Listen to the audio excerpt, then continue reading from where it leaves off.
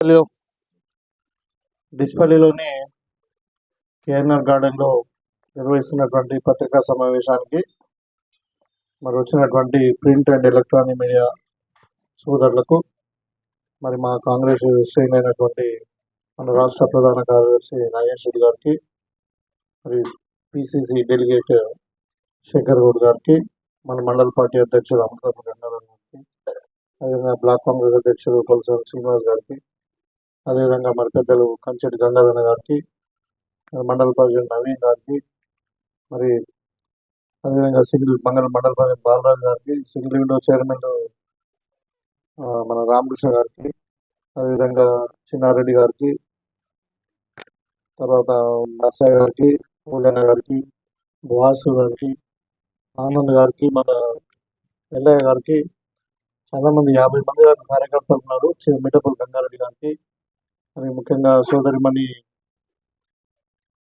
దేవకర్ణ గారికి, అందరికి పేరు పేరు చాలా మంది, నర్సన్న గారికి, ఆనంద్ పేరు పేరు అందరు కూడా కాంగ్రెస్ అందరు కూడా, హనుమల్ గారు, సాయిరెడ్డి గారు, పేరు పేరున అందరు కూడా నమస్కారములు.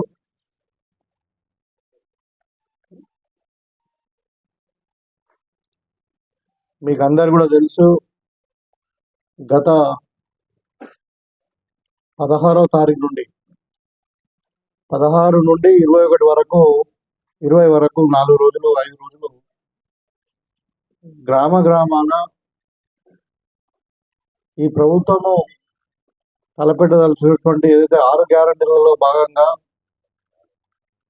మరి 4 స్కీములు 26వ తారీఖు నాడు 26th జనవరి నాడు ఇంప్లిమెంట్ చేయడానికి సర్వే చేయడం జరిగింది. దీంట్లో ముఖ్యంగా ఇందిరమ్మ ఇండ్లు, తర్వాత ఇందిరమ్మ ఆత్మీయ భరోసా అంటే ఉపాధి భూమి లేని నిరుపేదలకు ఉపాధి హామీ కూలీలకు, తర్వాత రైతు భరోసా, తర్వాత రేషన్ కార్డు.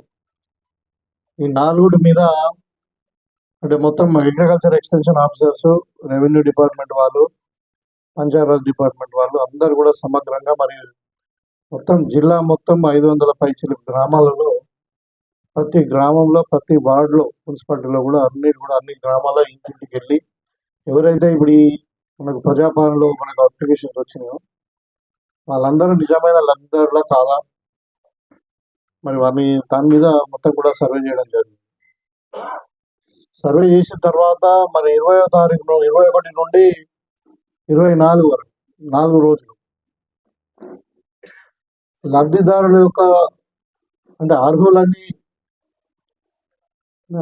వచ్చినటువంటి అప్లికేషన్ సర్వే చేసిన తర్వాత వాళ్ళందరి లిస్టు కూడా బహిరంగంగా గ్రామ సభలు పెట్టడం జరిగింది.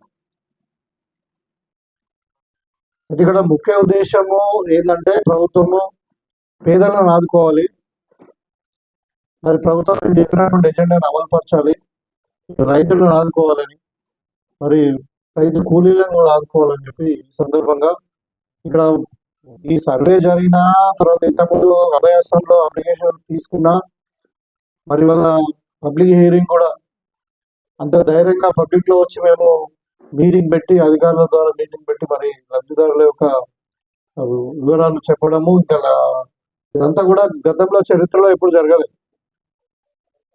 దీని యొక్క ముఖ్య ఉద్దేశం ఏంటంటే ప్రతి ఒక్క లబ్ధిదారుడికి న్యాయం జరగాలి, ఎవరు కూడా మిస్ కాకూడదు. ఎవరైనా మిస్ అయితే మళ్ళీ ఒకసారి మనం అప్లికేషన్ తీసుకుని వాళ్ళను ఆ లిస్టును సరిదిద్దాలన్నది. తర్వాత ఎవరైనా అధికారులను మిస్లీడ్ చేసి కానీ ఇంకేదైనా తప్పిదారు జరుగుతుంటే అర్హత లేని లబ్ధిదారులను కూడా ఏరివేయాలన్నది కూడా దీని ఒక ప్రధాన లక్ష్యం. సో అందుకే మీరు అందరు కూడా నేను చూసారు గతంలో, ఇప్పుడు సర్వే చేసినాక కూడా నిన్న పబ్లిక్ హియరింగ్ లో చాలా మంది, కొంతమంది ఇంట్లో ఉన్న వాళ్ళకి ఇంట్లో ఎట్లా వచ్చినాయని అప్డేషన్ చెప్పడం జరిగింది, అవి కూడా నోట్ చేసుకున్నారు. ఇంట్లో లేని వాళ్ళందరూ కూడా అప్లికేషన్ తీసుకున్నారు. సరే, దాంట్లో కొంచెం లోపాలు ఉండొచ్చు కాబట్టి ప్రజలు అడుగుతా ఉన్నారు. కాకపోతే ప్రభుత్వం యొక్క చిత్తశుద్ధిని, ప్రభుత్వం యొక్క సంకల్పాన్ని మనము అర్థం చేసుకొని ఇక్కడ మనము ముందుకు పోతా ఉన్నాం. సరే, పబ్లిక్ హియరింగ్ అన్నప్పుడు 100 మందిలో 10 మంది అడగవచ్చు, దాంట్లో వివిధ రాజకీయ కోణాలు కూడా ఉంటాయి, మీకు అందరు కూడా తెలుసు. కానీ ప్రభుత్వం ఇంత పారదర్శకంగా గతంలో ఎప్పుడు చేయలేదు. అసలు గ్రామ సభ అనేది 10 ఏళ్లలో లేదు. 10 సంవత్సరాలు టీఆర్ఎస్ లో ఎప్పుడు కూడా గ్రామ సభ అన్నది లేదు. మీకు అందరు కూడా తెలుసు, వాళ్ళు డబుల్ బెడ్రూమ్ ఇంట్లో ఎట్లా కడతామని చెప్పి మోసం చేసిండ్రు. మరి గృహలక్ష్మి అన్నారు, తర్వాత ఎస్టీ ఏమంటారు దళిత బంధు అన్నారు, అవన్నీ ఏ విధంగా సెలెక్ట్ చేసిండ్రు. మరి వాళ్ళ కార్యకర్తలు అందరూ కూడా 30% పైసలు తీసుకొని వాళ్ళకి ఎప్పటి తిరుగుతున్నారు. మా పైసలు 20 మీ ఆ స్కీమ్ బంద్ అయిపోయింది, మా పైసలు మాకు ఇరాదు, అచ్చలేదు అని ఇప్పుడు ఎప్పటి తిరుగుతున్నటువంటి సందర్భంలో అంటే ఇంత పారదర్శకంగా ఈ స్కీమ్ జరుగుతూ ఉంది. దీంట్లో నేను చెప్పాను ముఖ్య ఉద్దేశం ఏంటంటే అర్హులందరికీ కూడా ఈ 4 స్కీములు ఇంప్లిమెంట్ చేయాలి, అనర్హులను వీలైతే వేయాలన్నదే ప్రధాన లక్ష్యం.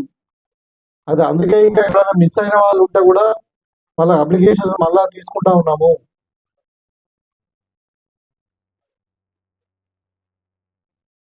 సో ఇవాళ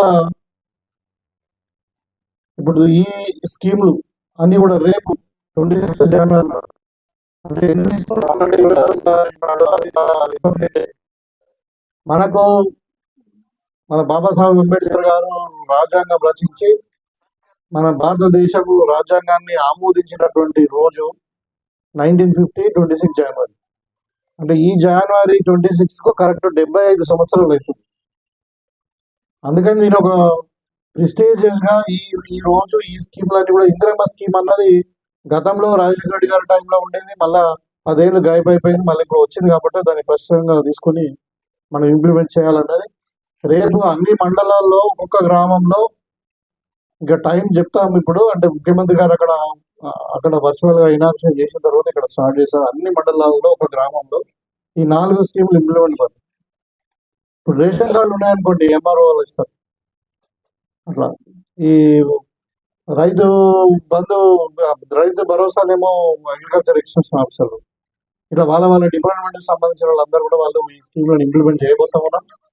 మీకు ఒకటే ఇక్కడ ప్రజలకు కొన్ని కన్ఫ్యూజన్ ఉండొచ్చు, ఇలా రాజకీయాలు కూడా చాలా మంది చేసిండ్రు. ప్రజలకు నేను విజ్ఞప్తి చేసేది ఒకటే, ప్రభుత్వం యొక్క చిత్తశుద్ధిని మీరు శంకించకండి. సరే కొన్ని లోపాలు ఉండొచ్చు, అన్నింటి కూడా 100% విషయంలో కానీ లబ్ధిదారులు చాలా ఉన్నారు.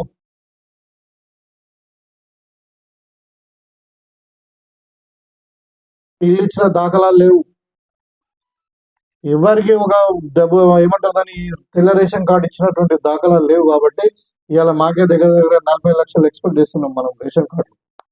కొత్త 40 లక్షలు కొత్తవి అంటే దాన్ని బట్టి మీరు మరి 10 సంవత్సరాలు ఎన్ని కుటుంబాలు ఏర్పడ్డాయి, ఎంత అంటే అన్యాయం జరిగింది అన్నది ఇవాళ మేము ముందుకు వచ్చినాం ఇస్తామని చెప్పి. ప్రతి అర్హుడికి రేషన్ కార్డు ఇస్తాము, ప్రతి అర్హుడికి ఇల్లు లేని వారికి జాగా ఇచ్చి ఇల్లు కట్టిస్తాము.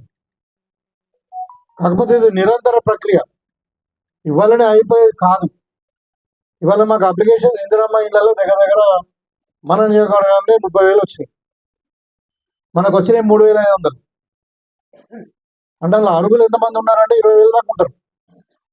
సో ఇప్పుడు ఈ 4-5 ఏళ్లలో మనకు నిరంతర ప్రక్రియలో ఖచ్చితంగా అందరికి ఇస్తాం. ఈ సంవత్సరం 3,500, మరో సంవత్సరం 3,500. అయితే ఇప్పుడు ఇచ్చేది మాత్రము అత్యధిక పేదవాళ్ళకు, ఎవరికైతే అసలు భూమి నుండి ఇల్లు కట్టుకునే వాళ్ళకి. నెక్స్ట్ ఫేజ్ ఏం చేస్తాము, జాగా వాళ్ళకి ఇచ్చి వాళ్ళకి ఇల్లు కట్టుకునే వాళ్ళకి.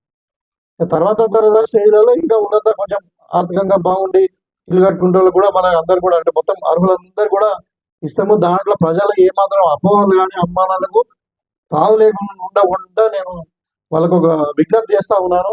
ఎందుకంటే కాంగ్రెస్ పార్టీ మాట ఇచ్చిందంటే మాట నెరవేరుస్తుంది, వెనుక పోయే పార్టీ కాదు. ఇవాళ మాట్లాడుతూ ఉన్నారు కొంతమంది, ఒక సంవత్సరంలో ఎన్ని అప్లికేషన్ ఇవ్వాలి. అవును, అప్లికేషన్లు ఒకసారి కాదు 4 సార్లు తీసుకుంటాం. ఎందుకు, మనకు అర్హులందరికీ రావాలి కదా, అర్హులందరికీ రావాలి, అనర్హులకు రాకూడదు అన్నది. ఇంతకుముందు కూడా ఏమైంది, మన దళిత బంధు తీసుకుంటే ఏమైంది, అందరూ టీఆర్ఎస్ వాళ్ళకి భూములు వచ్చినాయా లేదా? మరి ఆ విధంగా కావద్దని ఇవాళ మేము తీసుకుంటాం. ఒకసారి తీసుకుంటేంది, 3 సార్లు తీసుకుంటేంది. అంటే ఇంతకుముందు నేను చూపిస్తా, గతంలో కేసీఆర్ ఏం మాట్లాడినా. నేను అదే అధ్యక్ష చేస్తారు కదండి, 6 సార్లు ఇస్తారు, నష్టమేదండి. What is wrong? మీకేదో పట్టుకొని ఎండలు చచ్చిపోతారు అధ్యక్ష. ఇది ఎక్కడ అన్యాయం అధ్యక్ష? ఇవన్నీ అధ్యక్ష అధ్యక్ష కొన్ని ఎగ్జులు చెప్పచ్చు, కొన్ని ఎగ్జులు చెప్పచ్చు అధ్యక్ష. ఆ ఎగ్జులకు కూడా మరీ ఎక్కువ అయితే వికారం అయితే అధ్యక్ష. అవి కూడా ప్రజలు లేరా అధ్యక్ష, దేశం లేదా ఇప్పుడు? ఇది గతంలో కేసీఆర్ అసెంబ్లీలో మాట్లాడింది ఎన్నిసార్లు తీసుకుంటాం. ఇలా మేము అడిగింది ప్రజాపాలనలో అడిగాం, ఇప్పుడు అవి ఇప్పుడు మళ్ళీ రివ్యూ చేసి ఇప్పుడు మళ్ళీ అడుగుతున్నాం. దానికే ఇలా టీఆర్ఎస్ బొమ్మలు పెడుతున్నారు. మొన్నదాకా వాళ్ళే అన్నారు భూములు లేని వాళ్ళు అందరికీ అంటే రైతు భరోసా ఎందుకు ఇయ్యరు. ఇవాళ మేము లెక్క తీసిన సర్వే చేస్తే ఏమైంది, 21,000 కోట్లు వేస్ట్ అయినాయి, ప్రజాధనం దుర్వినియోగం అయింది. దాంతో ఇప్పుడు లెక్కలు తీస్తే మొత్తం తెలంగాణలో 24 లక్షల ఎకరాలు అది అగ్రికల్చర్ ల్యాండ్ కాదని, అంటే 4 లక్షలకు ఒక ఎకరానికి 12,000 మిగిలినట్టే కదా ప్రభుత్వానికి. అంటే వ్యవసాయం చేసేవానికి ఇస్తామని ఇవాళ మేము కమిటీ వేసి దాన్ని సర్వే చేసి ఇవాళ చేయడం వల్ల 4 లక్షల ఎకరాలకు మనం రైతు బంధు దుర్వినియోగం తగ్గింది కదా. అంటే వాళ్ళలాగా మొత్తం ప్రజాధనం దుర్వినియోగం మాట్లాడుతూ ఉన్నాడు. ఇలా అక్కడ వాళ్ళొక రైతు అండ్ ఏమంటుందని సాంఘిక సంక్షేమ పథకాల మీద ఒక సర్వే చేస్తున్నారు. అందులో ఎవరెవరు అంటే దానికి చైర్మన్ తీసుకున్నారు మాజీ అగ్రికల్చర్ మంత్రి నిరంజన్ రెడ్డి, ఈయన వాళ్ళందరూ కలిసి ఒక తతంగం పెట్టుకుని వేషం వేసుకొని జిల్లాలో తిరుగుతారు. ఇలా మన జిల్లా కూడా వచ్చింది బస్సు. ఆయన మాట్లాడతారు రైతు భరోసా అంటే ఎలక్షన్ కొరకు ఇస్తున్నామండి. మొన్నదాకా వాళ్ళే కదా రైతు భరోసా ఇస్తలేరు మరి బిడ్డ ముందు వాళ్ళు రైతు భరోసా ఇచ్చారు, ఎలక్షన్ కొరకు ఇచ్చారు. మేము రైతు భరోసా ఇవ్వడం ఏంటంటే ఇక్కడ ముఖ్య ఉద్దేశము రైతుకు పెట్టుబడి సాయం అని చెప్పినాము. వాళ్ళు ఇచ్చిన జీవోలే ఉన్నది, వాళ్ళు ఇచ్చిన జీవోలో కూడా ఉంది. మరి ఎవరికి ఇచ్చినా నువ్వు పెట్టుబడి సాయం అంటే అది రియల్ ఎస్టేట్ వ్యాపారులకు ఇచ్చినావా, లేకుంటే మైన్స్ చేసినోడికి, లేకుంటే ఇంకా రైస్ మిల్లకు కన్వర్టేషన్కి, నాలా కన్వర్షన్ చేసినోడికి ఇచ్చినావు కదా. పుట్టబోలకు వ్యవసాయం సంబంధం లేదండి. మరి మనం నిజమైన రైతులకు ఇలా పంట పండించిన రైతులకు సర్వే చేస్తూ ఉంటే అది కూడా ఎక్కడ మంచి పేరు వస్తుందని ఇది వీలే కదా. ఇవాళ ఇదే ప్రశాంత్ రెడ్డి గారే 2018లో పసుపు రైతుల మీద, ఎర్రజొన్న రైతుల మీద కేసులు పెట్టిండ్రు, 100 మంది రైతుల మీద. ఇప్పటికి కేసులో తిరుగుతా ఉన్నారు. దాంట్లో ఎక్కువ మా కాంగ్రెస్ వాళ్ళు ఉన్నారు, మా వాళ్ళే. ఇప్పుడు అమరేష్ రెడ్డి గారు, సాయి రెడ్డి గారు, ఇంకా ముత్యం రెడ్డి అని ఉంటారు, చాలా మంది మస్తు మంది ఉన్నారు. అంత పసుపు రైతులు, ఎర్రజొన్న రైతులే ఇప్పటి కూడా కేసులో తిరుగుతూ ఉన్నారు. మేమే ప్రభుత్వాన్ని కూడా డిమాండ్ చేయడం జరిగింది. కొన్ని 100 మంది రైతులు వాళ్ళ కోర్టు చుట్టూ తిరుగుతూ ఉన్నారు, మనం రైతుకు సంబంధించిన కేసులను మాఫ్ చేయాలని. ఇప్పుడు వీళ్ళే కదా మంచి రైతుల మీద కేసులు పెట్టింది, 304 కేసులు, మర్డర్ కేసులు పెట్టింది టీఆర్ఎస్. ప్రశాంత్ రెడ్డి కాంగ్రెస్ అయితే అప్పుడు ఏం చేసిందంటే ఈ కాకతీయ కెనాల్, ఫ్లడ్ కెనాల్ పోతుంటే నీళ్లు పోతుంటే వాళ్ళు రైతులు కొన్ని పంపులు పెట్టుకుంటారు నీళ్ళ కోసం.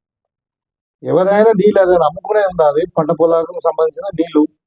వీళ్ళు పొలం ఎండిపోతుందని కిందకెళ్ళి నీళ్ళు తీసుకుంటే వాళ్ళ మీద కేసులు పెట్టడం కాదు, పోలీస్ పహారా పెట్టి ఇంకా పెట్రోల్కి పెట్టింది.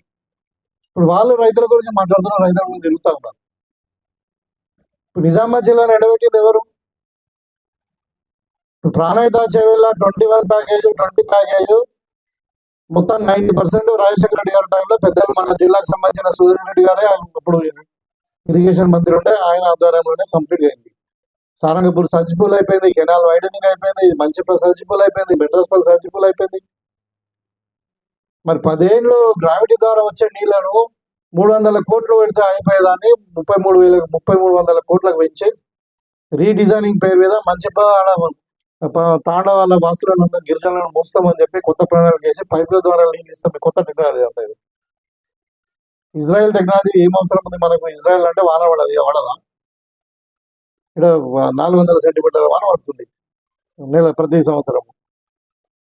అంటే ఎందుకు అంటే రీడిజైనింగ్ పేరు మీద కమిషన్ దుబ్బాలి, అడ్వాన్స్ మొబిలైజేషన్ ఇచ్చి ఇప్పుడు అందరికీ అక్కడ పైపులు తెచ్చి పడేసి ఊడెత్తుకోపోతుంటే ఉన్నాయా లేదా కూడా తెలియదు.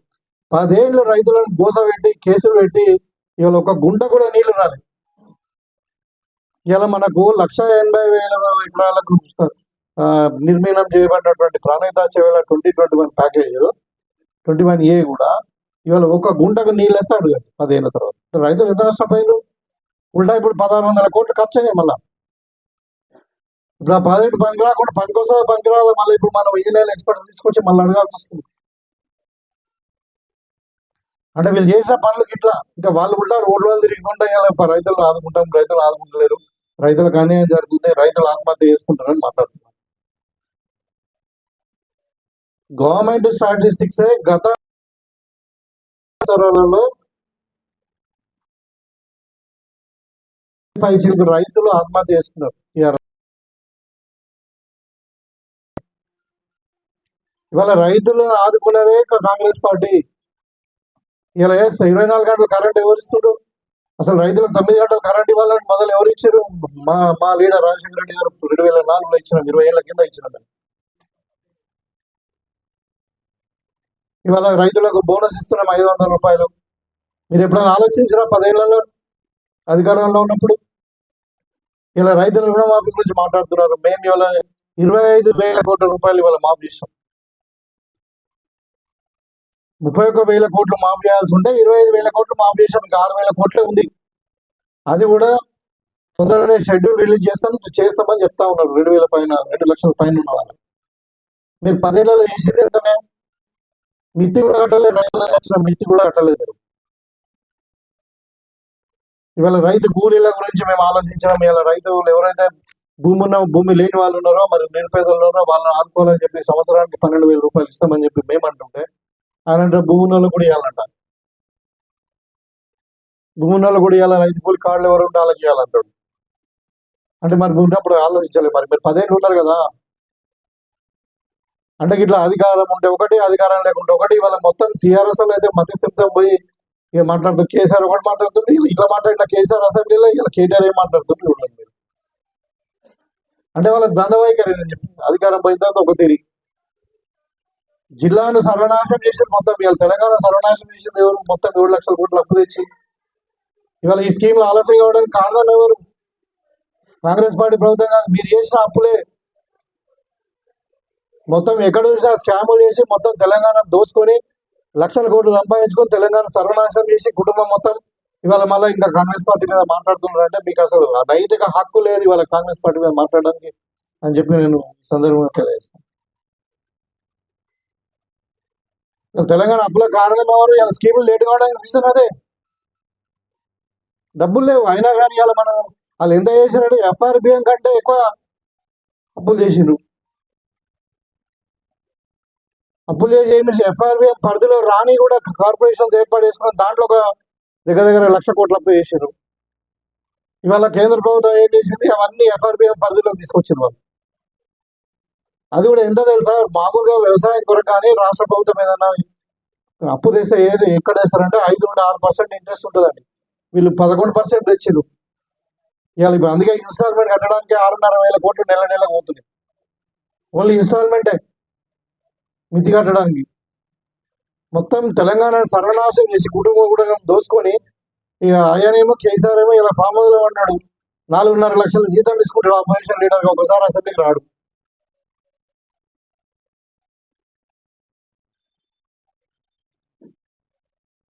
అంటే వాళ్ళు ఇలా ఊళ్ళలో తిరుగుతా ఉన్నారు. నేను చెప్పేది అందుకని ఏ ముఖం పెట్టుకొని తిరుగుతున్నారు మీరు? అక్కడ స్పందన లేదు. రైతులు తిడుతున్నారు. మీరు ఉన్నప్పుడు ఏం చేసినా ఇలా కాంగ్రెస్ పార్టీ సిద్ధసూచితోని మొత్తం కూడా ఇచ్చిన గ్యారంటీలు అమలు పరుస్తున్నాం. మేము రైతులను ఆదుకుంటామంటే ఇవాళ కాళేశ్వరం అని కట్టినాడు. ఏమైంది అది కాళేశ్వరం? మొత్తం 90,000 కోట్లు ఖర్చు పెడితే ఒక చొక్క నీళ్ళు వస్తలేదు. ఇలా 3 కాళేశ్వరం ప్రాజెక్టులు ఎండిపోయి చేపలు పెంచుకోవడానికి కూడా మనకు వస్తలేదు. డ్యామ్ సేఫ్టీ అథారిటీ వాళ్ళు క్లియర్ అయిపోయి నీళ్ళు ఉంచకండి అలా కొట్టుకపోతాయి. ఇవాళ అక్కడ ఒక చుక్క నీరు లేకుండా కానీ ఇలా తెలంగాణ రైతులు 1,55,00,000 మెట్రిక్ టన్నుల ధాన్యాన్ని ప్రొడ్యూస్ చేసారు. అది ఎందుకు చేసారు? రైతుల యొక్క శ్రమ ఉంది. దాంతోపాటు కాంగ్రెస్ పార్టీ నిరంతరం నాణ్యమైన విద్యుత్ ఇవ్వడం వల్ల, నాణ్యమైన విత్తనాలు ఇవ్వడం వల్ల, నాణ్యమైన ఎరువులను సప్లై చేయడం వల్ల, మన రైతుకు ఒక భరోసా ఇవ్వడం వల్ల ఏంటంటే మీ ధాన్యాన్ని మేము కొంటాము అని చెప్పడం వల్ల ఇవాళ మా రైతుకు 500 రూపాయలు మేము బోనస్ ఇస్తామని చెప్పడం వల్ల, మార్కెట్ గ్యారంటీ వల్ల ఇవాళ రైతు కష్టపడి ఇలా 1,55,00,000 మెట్రిక్ టన్నుల వరి ధాన్యము కాళేశ్వరం ప్రాజెక్టు అని చెప్పుకుంటున్నారు. వాళ్ళు కట్టింది ఒకటే ఒక ప్రాజెక్టు, అది కూడా కూలిపోయింది. 10 ఏళ్లలో ఏం చేశారు? దాంట్లోకి ఒక చుక్క నీరు తీసుకోకుండా ఇలా రికార్డు స్థాయిలో వరి పండించారు తెలంగాణ రైతులు ప్రభుత్వ సహాయంతో. వీళ్ళు రైతుల గురించి మాట్లాడుతున్నారంటే దయ్యాలు వేదాలు వాల్చినట్టు ఉంటుంది. పబ్లిక్ నవ్వుకుంటారు. వీళ్ళు మధ్యస్థితం పోయింది, వీళ్ళు మెటల్ అయిపోయారు. మళ్ళీ ఎప్పుడు జైలుకు పోతారా అని భయం పడి తెలంగాణ నిద్రలేక మరి బెంటలు పిచ్చి పిచ్చి మాట్లాడుతున్నారని ప్రజలు అనుకుంటారు. ఇవన్నీ మానుకోండి. ఇంకా ప్రజలు మిమ్మల్ని నమ్మే పరిస్థితి లేదు. మీరు ఎట్లాగో ఎంపీ ఎలక్షన్లో డిపాజిట్లు పోయినాయి. ఇక ఆయన ఇప్పుడు ఉనికి కూడా పోతుంది, ఇంకా మళ్ళీ అంటాడు లోకల్ బాడీ ఎలక్షన్ కోరకంటే మనం రైతు భరోసా ఇస్తున్నాం అని అంటాడు. అంటే వాళ్ళు వచ్చి కదా మాట్లాడి వాళ్ళు బస్సాపూర్లో మాట్లాడారు, 8 మంది వచ్చారు. ఎంతమంది వచ్చారు అంతమంది ముందట మంది లేదు. ఇవాళ ఇప్పుడు ప్రభుత్వం సిన్సియర్ ఒక చిత్తశుద్ధితోని ప్రజల దగ్గర పోయి చెప్తున్నారు. సరే కొన్ని లోపాలనే దాంట్లో మనం అప్లికేషన్ తీసుకుంటున్నాము. దాన్ని కూడా మన ఏమంటారు గ్రామ సభలలో కూడా బీజేపీ టీఆర్ఎస్ అవునా, ఇప్పుడు బీజేపీ వాళ్ళని అడుగుతారు, భారతీయ జూటా పార్టీ వాళ్ళని అడుగుతా ఉన్నాం మేము. ఇవాళ మీరు ఇందిరా మహిళ గురించి అడుగుతున్నారు కదా, మీరు కేంద్రం నుండి 20 లక్షల ఇల్లు ఇప్పియండి. ఇవాళ మా ముఖ్యమంత్రి గారిని అడిగిను. మీకు దమ్ము ఉంటే, మీరు నిజంగా పేదల పట్ల ప్రేమ ఉంటే, తెలంగాణ పట్ల ప్రేమ ఉంటే 20 లక్షల ఇల్లు మీరు మంజూరు చేయించండి. మేము సిద్ధంగా ఉన్నాం. ఇందిరా ఏది మన పిఎం ఆవాస్ యోజనని మేము లింక్ చేసుకోవడానికి గతంలో మాట్లాడి కేసీఆర్ సహకరించడం అని చెప్పి ఇవాళ మా ముఖ్యమంత్రి గారు చెప్తా ఉన్నాం, 20 లక్షల ఇల్లు మాకు సహకరించండి. మేము దాన్ని తయారు చేసుకొని మేము ఇంకా 103 నెలల గవర్నమెంట్లో ఎన్ని చేసామే, ఒక్కొక్కటి పైసా కూడబెట్టి ప్రతి చేస్తూనే ఉన్నాము.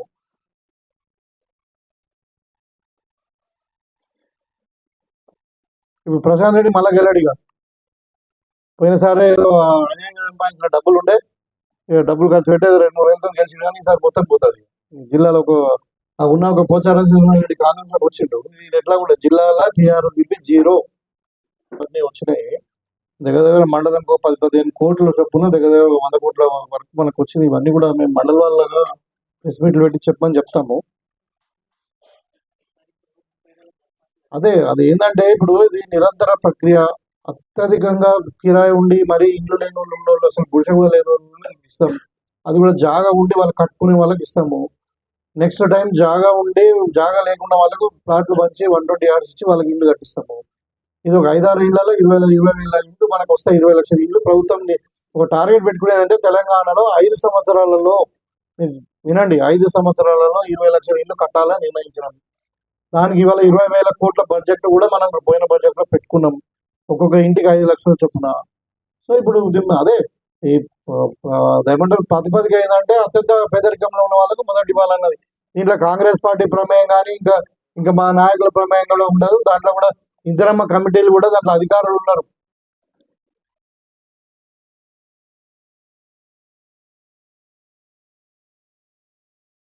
ఇప్పుడు ఏది ఇంకా ఫైనల్ కాలేదు.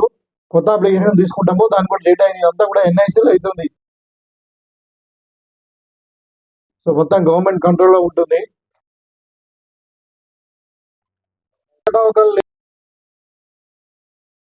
ఉండొచ్చు, కొన్ని లోపాలు ఉన్నాయి కాబట్టి అందుకే పబ్లిక్ హియరింగ్ పెట్టి మళ్ళీ మనం ఇంకా రాసుకోండి. ఇప్పుడు మండల వైజ్ చెప్తున్నా టోటల్ గా ఎస్డిఎఫ్, ఎన్ఆర్ఈజిఎస్, తర్వాత మళ్ళీ మిగతా ఫండ్స్ మన ఆల్రెడీ ఫౌండేషన్ వేసి కాకుండా కొత్తగా వచ్చిన ఫండ్స్లలో సిరికొండ మండలం 14,30,00,000. ఇది మీకు మండల వైజ్ లిస్ట్ ఇస్తాము.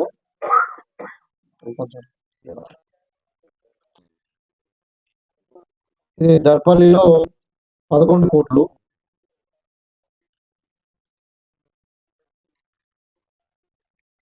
ఇది భోపాల్ మండలం అట్లా లాస్ట్ ఫేజ్ 1,24,00,000. ఇట్లా అంటే మొత్తం మండల్ వైజ్ గ్రాస్ చెప్తున్నాను.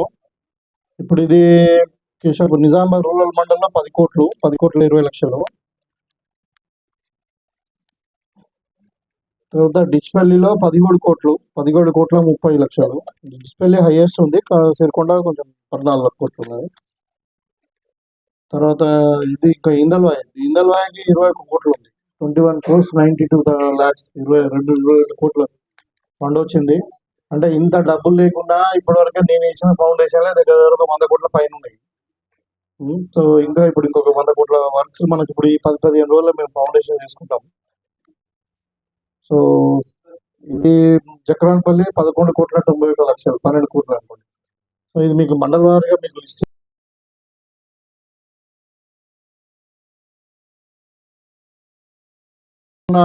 జైలుకెళ్ళి వచ్చిన తర్వాత 6 నెలలు ఇంట్లో వస్తున్నాయి. వచ్చి మళ్ళీ మొన్న వచ్చి బీసీ ఏజెంట్ అనంట, బీసీ ఒకటి పెట్టింది ఒక మీటింగ్. మేము అడుగుతా ఉన్నాము, ఇప్పుడు టిఆర్ఎస్ లో బీసీ నాయకులు కంగుల కమలాకర్ గారు ఉన్నారు, 6 సార్లు ఎమ్మెల్యే, 2 సార్లు మంత్రి. పద్మారావు గౌడ్ గారు అయితే 7 సార్లు 8 సార్లు MLA, deputy speaker. Srinivas Yadav గారు 2 సార్లు మంత్రి. ఇట్లా సో ఇవాళ ఎవరున్నారు పార్టీ ప్రెసిడెంట్?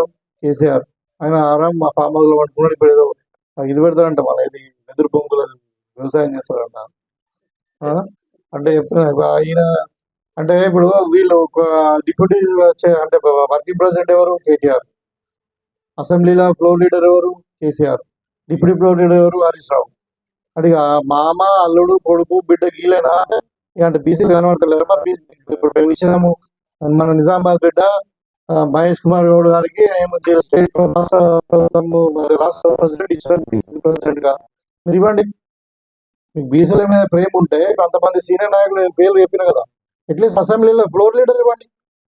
అలా మాట్లాడడానికి మైక్ ఇవ్వరు వీళ్ళు. 10 ఏళ్ళు ఫుల్ అధికారం ఎంజాయ్ చేసి బీసీలు గుర్తుకొస్తున్నారు. ఇవాళ కాంగ్రెస్ పార్టీ చిత్తశుద్ధితోని కాంగ్రెస్ పార్టీ 32% రిజర్వేషన్ ఇచ్చిన కిరణ్ కుమార్ రెడ్డి గారు ఉన్నప్పుడు వీళ్ళు తీసుకొచ్చి 27% ఇచ్చారు. ఇప్పుడు మళ్ళీ బీసీ రిజర్వేషన్ పెంచాలంటారు. మేము పెంచాలనే కదా. ఇప్పుడు బీసీ కులగణన సమగ్ర కుల సర్వే, సమగ్ర ఇంటిగ్రేటెడ్ సర్వే ఎందుకు జరిగింది? ఒక ప్రాతిపదిక వాళ్ళ కోర్టుల కేసు నడుస్తుంది కాబట్టి మనం బీసీకి ఇంతమంది ఉన్నారని చెప్పి ఈ డేటా అంతా తీసుకొని పోయి మరి 50% ఏదైతే కట్ ఆఫ్ ఉందో సుప్రీంకోర్టు గైడ్ లైన్స్ ప్రకారం దాన్ని బ్రేక్ చేయడానికి మనం ఇదంతా ఎక్సర్సైజ్ చేసినాము. ఇలా కాంగ్రెస్ పార్టీ చిత్తశుద్ధితో ఎజెండాలు పెట్టినట్టు 42% ఇంప్లిమెంట్ చేయాలని ప్రయత్నం చేస్తూ ఉంది. టెక్నికల్ గా సాధ్యమైతే కాదు, అది కోర్టు చెప్తుందా దాని మీద ఉంటుంది. మనం ఒక డేటా తయారు చేసి వాళ్ళకు ఇస్తూనే ఉన్నాం, వాళ్ళకి ఫైట్ చేస్తూ ఉన్నాము. దానికి వీళ్ళు బీసీలకు 42% రిజర్వేషన్ ఇవ్వాలంటారు. ఇవ్వాలంటే నువ్వు వాళ్ళకి తెలియదా 51% దానికి ఒకటి అంటే సుప్రీంకోర్టు గైడ్ లైన్ ఉందని? మరి మీరు అధికారంలో ఉన్నప్పుడు 27% ఎందుకు చేశారు?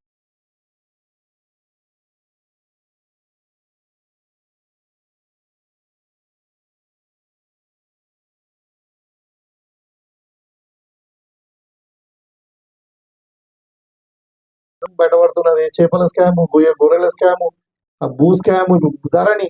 వీళ్ళు రైతుల గురించి మాట్లాడుతున్నారు. నేను మర్చిపోయినా, అసలు ప్రతి ఒక్క రైతు ధరణితో ఎంత నష్టపోయిందంటే, నేను టీఆర్ఎస్ లో ఉన్నప్పుడే మాట్లాడిన కొండూరులో ఒక ఊళ్ళో 5 కోట్లు జరిగింది, అవినీతి జరిగిందని. ఇవాళ మేము దాన్ని సమగ్రంగా మొత్తం పార్ట్ బిని కూడా క్లియర్ చేయడానికి ఒక సమగ్రమైన చట్టాన్ని తీసుకొచ్చినాం భూభారతి పేరు మీద. అది ఇప్పుడు ఇంప్లిమెంట్ కాకపోతే ఒక 1 month తర్వాత ఇంప్లిమెంట్ కాకపోతే దానికి ఆల్రెడీ గజెట్ నోటిఫికేషన్ వచ్చింది, దానికి గైడ్ లైన్స్ ప్రిపేర్ అవుతా ఉన్నాయి. వచ్చిన తర్వాత దానికి డ్రైవ్ చేస్తాం మనం ఒక 4 నెలలు 5 నెలల పొడుగా. మొత్తం ఏదైతే డిస్ప్యూట్ అంటే ఈవెన్ గ్రామ కమిటాల కారణం కూడా రెగ్యులరైజ్ చేస్తాం. అంత చక్కటి చట్టం అది. సో ప్రయత్నం జరుగుతుంది రైతులకు ఇబ్బంది జరగకుండా ఉండడానికి. ఇంతమంది మీరు చెప్పారు కదా ధరణితో ఏమైంది? అప్పుడు ఆ రోజు కాంగ్రెస్ పార్టీ ఇచ్చిన భూములన్నీ పుచ్చుకున్నారు ఉల్టా, ఎస్సీలకు ఇచ్చిన భూములని. ఇలా పోడు భూముల సమస్య ఇంకా తీరనే లేదు. దాని మీద కమిటీ వేసి ఆ హియరింగ్ చేసి ఏమైంది? మన దగ్గర 32,000 అప్లికేషన్ వస్తే 5,000 అప్లికేషన్ సాల్వ్ చేశారు, 3,000 ఎకరాలు ఇచ్చారు. అది కూడా లేని వాళ్ళకి ఇచ్చారు, ఉన్న వాళ్ళకి ఇవ్వాలి అంటే అట్లా వాళ్ళ టీఆర్ఎస్ వాళ్ళకి ఇచ్చారు. ఇప్పుడు అన్ని స్కూటీని చేస్తాం. మళ్ళా వీళ్ళు చేసిన పనులకు ఇట్లా ఉన్నాయి. ఇప్పుడు మళ్ళీ బీసీ అవతారం ఈయన చెప్తుంది. ఇక కేటీఆర్ అప్పుడు అంటాడు, నేను జైలుకి పోతే దానికి సిద్ధమే, ప్రజల కొరకు ఏదైనా చేస్తా, పాలమాన్ని ఇస్తా, అడవి నేను మెడిటేషన్ చేసుకుంటా, పుస్తకాలు రాసుకుంటా మహాత్మా గాంధీ లాగా అని చెప్పిండు. ఇవాళ ఏమైంది? మళ్ళీ కోర్టు పెట్టి ఎక్కుతున్నాడు. హైకోర్టుకు పోయిండు, హైకోర్టులో కాదని పోయి నువ్వు దొంగ ఉన్న వల్ల నీ ప్రైమరీ బేస్ ఎవిడెన్స్ ఉన్నది, నీకు స్టే చేయమని చెప్తే సుప్రీంకోర్టుకు పోయిండు. వీళ్ళు మాట్లాడుతున్నారు ఇలా కాంగ్రెస్ పార్టీ గురించి.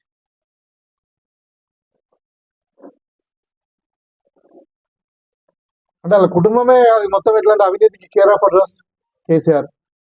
డ్రగ్స్ ఎక్కడ దొరుకుతాయంటే కేసీఆర్ కుటుంబం, లిక్కర్ ఎక్కడ దొరుకుతాయంటే కేసీఆర్ కుటుంబం, భూముల స్కామ్ ఏంటంటే అట్లా తయారైంది అది ఒకటి. ఇక కొన్ని రోజులు అయితే కేర్ ఆఫ్ అడ్రస్ ఎరగంట అవుతుంది, మా అందరు నవ్వుతారు ఏం పడవ అంటే అట్లా ఉంది.